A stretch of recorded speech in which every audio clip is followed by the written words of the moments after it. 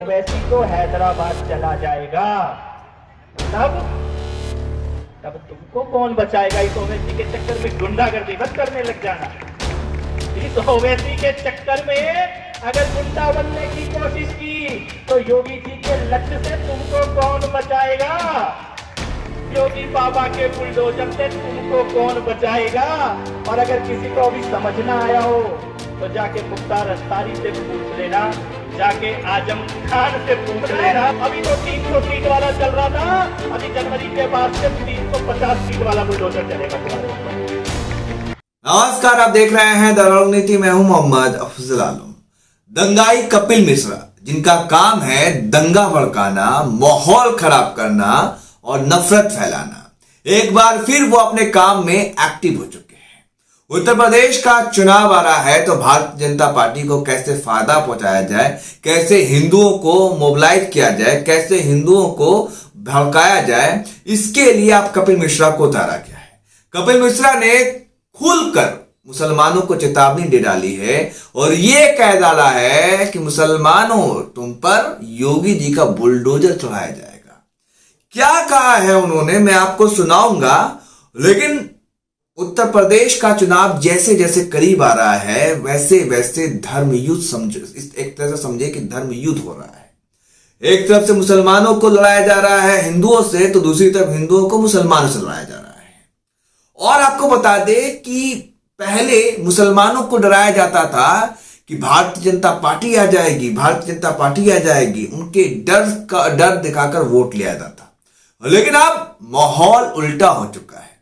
माहौल क्या बदल चुका है कि अब हिंदुओं को डराया जाता है। जी हां, 85% हिंदुओं को मुसलमानों का, 15% मुसलमानों का डर दिखाकर वोट लिया जाता है। और इस काम को करने के लिए बाखूबी कपिल मिश्रा जानते हैं। और कपिल मिश्रा ने आज क्या कहा है वो जरा सुनिए। वो तुमको कौन बचाएगा? मैं ये कहना चाहता हूँ उत्तर प्रदेश के उन लोगों से जो ओवैसी के सामने खड़े होकर तालियां बजा रहे थे। कहना चाहता हूँ, ये कहना चाहता प्रदेश के उन लोगों से जो ओवैसी के सामने खड़े होकर तालियां बजा रहे थे, उनको ये कहना चाहता हूँ मैं, बचाएगा ये ओवैसी तो हैदराबाद चला जाएगा। इस ओवैसी के चक्कर में अगर कौन बचाएगा? इस ओवैसी के चक्कर में गुंडागर्दी मत करने लग जाना। तुमको कौन? इस ओवैसी के चक्कर में अगर गुंडा बनने की कोशिश की तो योगी जी के लक्ष्य से तुमको कौन बचाएगा? योगी बाबा के बुलडोजर से तुमको कौन? इस ओवैसी के चक्कर में अगर सड़कें जाम करने की कोशिश की तो योगी बाबा के बुलडोजर से तुमको कौन बचाएगा? और अगर किसी को अभी समझ ना आया हो योगी तो जाके मुख्तार अंसारी से पूछ लेना, तो चला के आजम खान से पूछ लेना। ये मोदी का और योगी का भारत है। यहाँ पे ओवैसी तो चला जाएगा अपने बिल में हैदराबाद में। यहाँ अगर गुंडागर्दी करने की कोई गलतफहमी पाल ली तो तुमको बचाने के लिए कोई नहीं आने वाला। बाबा के बुलडोजर हर चौक चौराहे पे तैयार खड़े हैं। बचा सकता है क्या कोई? और अभी अगले 5 साल ऐसी गलतफहमी पालो ना, कोई बुलडोजर, बाबा के बुलडोजर हर चौक चौराहे पे तैयार खड़े हैं गुंडों के लिए। और अभी अगले 5 साल भी चल रहा है। कोई मन में गलतफहमी मत पाल लेना, अभी अगले 5 साल भी यही बुलडोजर चलना है। अभी तो कपिल मिश्रा मुसलमानों को खुलेआम चेतावनी देते हुए ये कह रहे हैं कि तुमको कौन बचाएगा? योगी जी का जब लट चलेगा, योगी जी का जब बुलडोजर चलेगा, तब तुमको कौन बचाने आएगा? वैसे तो हैदराबाद में बिल में छुप जाएगा। ये कपिल मिश्रा जो है मुसलमानों के लिए कह रहे हैं। और साथ ही साथ 2 मुस्लिम नेता मुख्तार अंसारी और आजम खान का एग्जाम्पल भी दे रहे हैं कि यकीन ना हो तो उनसे पूछ लो। इस तरह से चुनाव को भड़काने का काम किया जा रहा है। और कपिल मिश्रा असदुद्दीन ओवैसी पर तंज कसते हुए पूरे मुसलमानों पर तंज कस रहे हैं। लेकिन अब मैं चाहूंगा आपको कि असदुद्दीन ओवैसी की पूरी बातों को सुनाऊं कि असदुद्दीन ओवैसी दरअसल कहना क्या चाह रहे थे, किस कंटेक्स्ट में कह रहे थे, और कैसे ये जो गोदी मीडिया है ना, वो असदुद्दीन ओवैसी की आधी अधूरी बातों को वायरल कर रहे थे। ठीक उसी तरह से जिस तरह से उमर खालिद की वीडियो को वायरल किया गया था और दिखाया गया था कि उमर खालिद ने कैसे दंगा भड़काने की बात कही थी। जो फर्जी वीडियो था, आधा अधूरा वीडियो था, उसको पोस्ट करके उसको वायरल किया गया था। तो पहले मैं चाहूंगा ओवैसी साहब की बातों को सुने, फिर आगे की बात। कि कानपुर देहात रसूलाबाद पुलिस स्टेशन में एक 80 साल के बुजुर्ग मोहम्मद रफीक को पुलिस स्टेशन में इनकी दाढ़ी नोची गई और उन पर पेशाब किया गया, और ये हरकत करने वाले का नाम एसआई है गजेंद्र पाल सिंह। बताइए आप, ये आपकी इज्जत है कि 80 साल के बूढ़े को उसकी दाढ़ी को नोचा जाता है कानपुर देहात रसूलाबाद पुलिस स्टेशन में? अगर ये बात सच है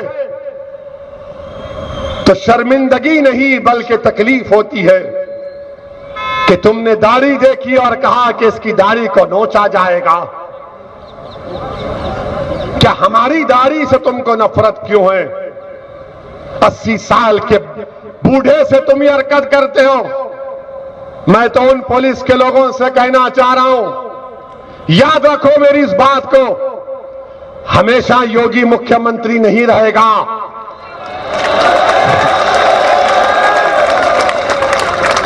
हमेशा मोदी प्रधानमंत्री नहीं रहेगा।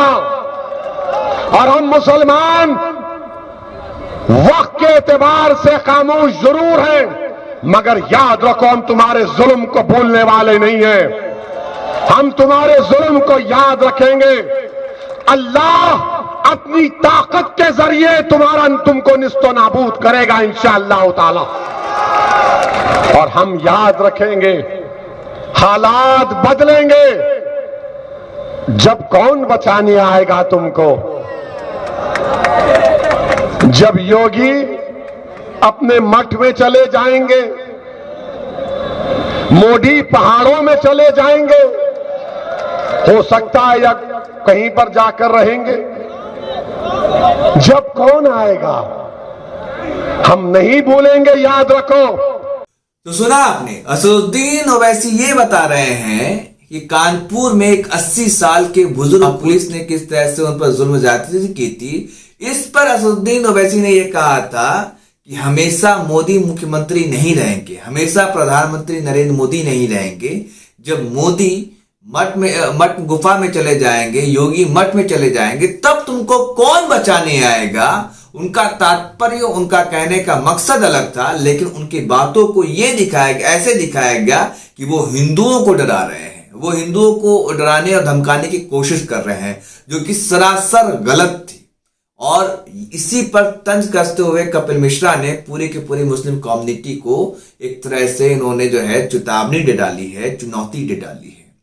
तो कपिल मिश्रा अपने काम में फिर से एक्टिव हो गए हैं, क्योंकि बीजेपी को पता है कि उनकी जो जमीन खिसक रही है उनको वापस इसी तरह से लाया जा सकता है, हिंदू मुसलमान करके। कपिल मिश्रा जिसे होना था जेल के पीछे, लेकिन सरकार के रहमो करम और संरक्षण की वजह से आज ये कपिल मिश्रा शांति दूत बनकर और हिंदुओं का मसीहा बनकर मुसलमानों को डरा रहा है, धमका रहा है, और कैसे नफरत की खेती कर रहा है वो अभी आपने सुना। तो ये है भारतीय जनता पार्टी, जिनको पता है कि अगर चुनाव जीतना है तो हिंदू मुसलमान करना पड़ेगा, हिंदुओं को 15% मुसलमानों का डर दिखाना पड़ेगा। तो इसलिए मैंने आपसे कहा कि ट्रेंड अब बदल चुका है। पहले मुसलमानों को जो सेकुलर पार्टियां थी वो बीजेपी का डर दिखाती थी, लेकिन अब बीजेपी जो है हिंदुओं को 85% हिंदुओं को मुसलमान का डर दिखा रही है। हकीकत ये है दोस्तों, ना मुसलमान को हिंदू से डर है, ना हिंदू को मुसलमानों से डर है। ये राजनीतिक पार्टियां आपको आपस में लड़ाकर वोट लेना चाहती है, आपको उल्लू और बेवकूफ बनाना चाहती है। ना तो किसी के घर पे बुलडोजर चलेगा, ना तो किसी को कोई मारेगा। बस आप बेवकूफ बनते रहिए और ऐसे ही बेवकूफी करके इन बेवकूफों को विधानसभा और संसद पहुंचाते रहिए। आप क्या सोचते हैं कमेंट कर जरूर बताएं, और वीडियो पसंद आए तो ज्यादा से ज्यादा शेयर जरूर करें, और हमारे चैनल द रणनीति को सब्सक्राइब करें ताकि आप हमारा हौसला अफजाई करें, ताकि हम आपके निष्पक्ष और सच्ची पत्रकारिता कर सकें। धन्यवाद।